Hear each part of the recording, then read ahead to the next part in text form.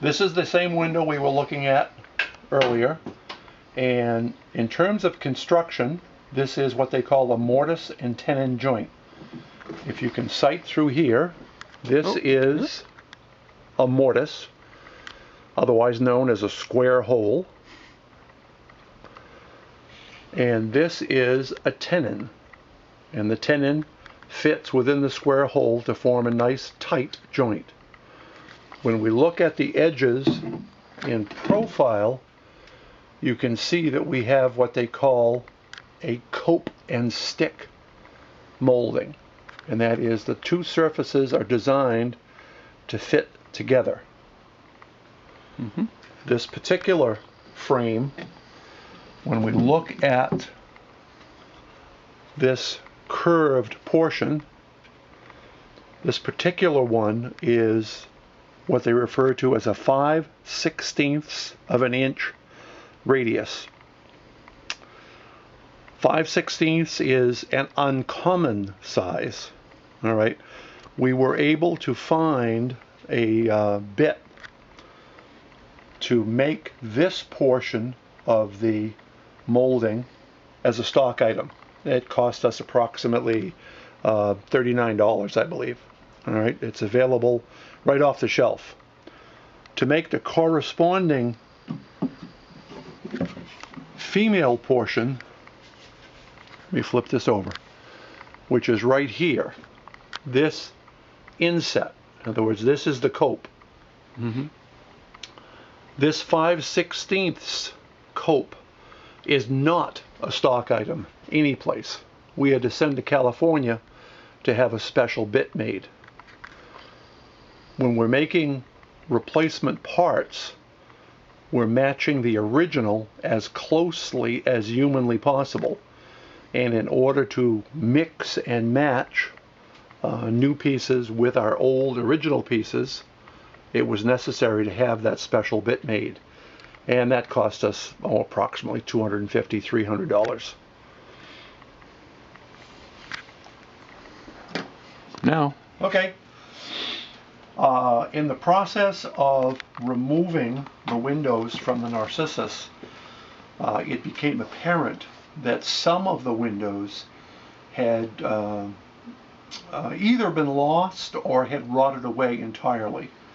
As I mentioned previously, there are approximately 26 passenger compartment windows in the Narcissus, and we have approximately 20 frames that are in some state of availability.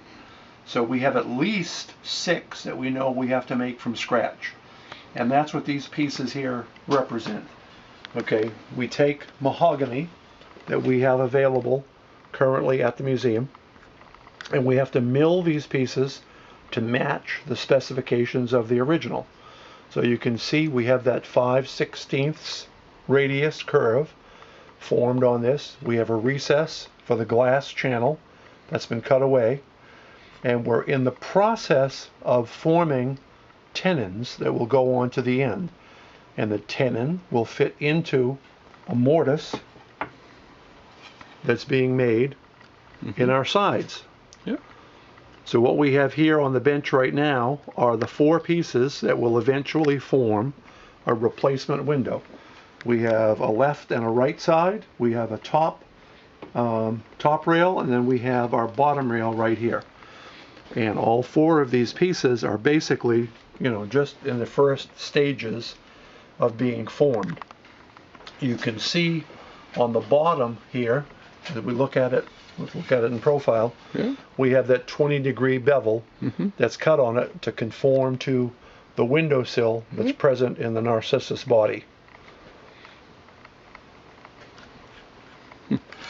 And these pieces will be put together, they'll be fitted.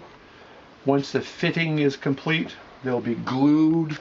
Once the glue has cured, they'll be sanded down to about 220 grit.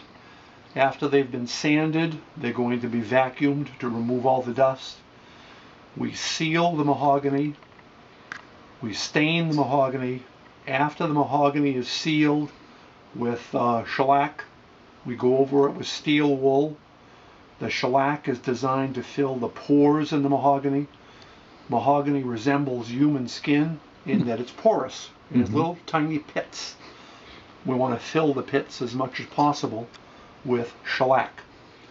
After that, again, we go over it with steel wool and we begin building up a surface with varnish.